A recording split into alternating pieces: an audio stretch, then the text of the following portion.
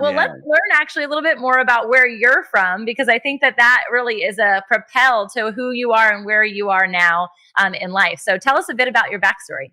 Well, I was born in the Holy Land. I'm a Christian Palestinian, and I was born there. 3 years later, my family moved to Kuwait. So I grew up in the Gulf area, the Persian Gulf area, in a desert, you know, area. And then at 19, I moved to University of Toledo, Ohio, because I was approved by UCLA and by New York, NYU. But my parents thought, hey, if you go to New York or LA, you're going to do drugs. So I moved to Toledo. And the next day, I was already doing drugs. That was my next question. Before Jesus days, of course. Yeah. Of course, Yeah. VG, VG, VJ, before God, Yeah. before Jesus. Interesting. So, what, like, obviously, is it like a desire? I say obviously, but I don't know. Is it a desire of people within that territory to immediately try to get to America? I'm always curious about that. Like for Yeah. education purposes. Uh, as students, the students, they had two options: either to go to the United Kingdom, where my two brothers went, in Glasgow and Scotland.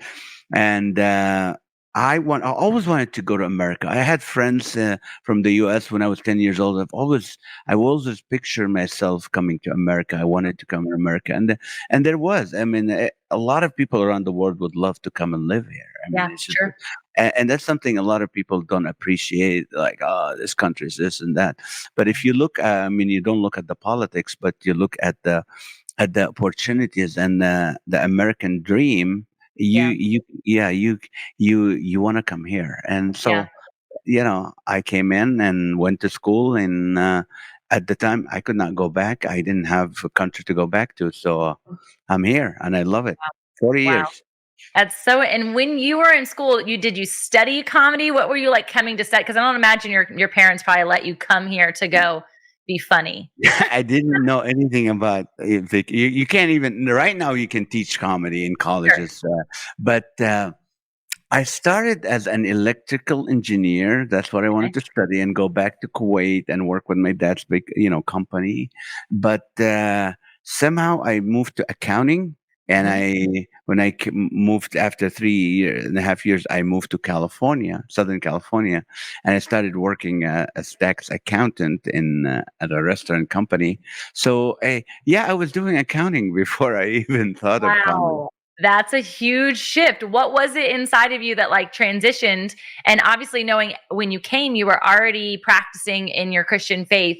Was that like a huge part of your walk? You said you were kind of prodigal. What did that look like? I was not. I was not at all. When I first came here, I said that, day two, I was like a kid in a candy store, just all the sins around me that I could not do. Okay. Drink in Kuwait, I could not do drugs. I could not be, with all the girls and do this and do that. So I went crazy with that. And then I moved to California, and right away you connect with the same group that was able to have the cocaine parties and the fun and stuff. Even Right. though I was working three jobs because my mom and dad had to leave Kuwait, because when you live somewhere else other than states and a few countries, if you are not working, you're not allowed to stay in the country. So, Well, your employer has your passport. So once you finish, you have to leave. So my parents came here, and I moved to California with them because they couldn't handle the Ohio weather. So we started doing, I started working three jobs, 7 days a week, no wow. sick pay, no nothing. Not because, I didn't believe in taking money from the government, even though Yeah. there's nothing wrong with it for some people, if, to sustain them and all that. But for me, it was like, I'm here to contribute. I'm here to make something out of my life, and I'm not going to be a recipient. So I worked hard. I worked three years, and during that time, I don't know why I decided I wanted to run a marathon, even though I was smoking, Oh drinking. my Uh, god. I have no idea. I said, Tamara, I said, if I run 2 miles this year, next year I'll run another two. Before in 12 and a half years, I'll finish the 26.2 miles. That was my stupid idea. And I could only run 2 miles before then. So I started running that day, And at 2 miles, everybody else is running. There's like thousands of people around you, and you're like, and they go, "Hey, keep going!" And my lungs going, "You're on your own. We didn't sign up for this." My knees are looking at me and like, "Hey, what are you trying to do?" All that.